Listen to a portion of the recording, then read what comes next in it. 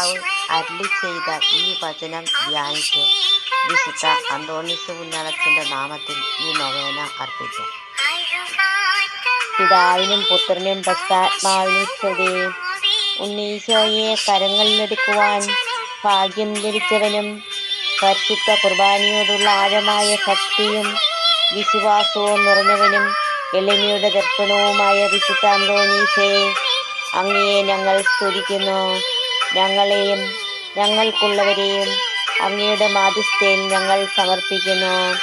അങ്ങയുടെ പക്കൽ അണിഞ്ഞിരിക്കുന്ന ഞങ്ങളുടെ ആത്മീയവും ഭൗതികവുമായ എല്ലാ ആവശ്യങ്ങളിലും പ്രത്യേകിച്ച് നിയോഗം അർപ്പിക്കുക.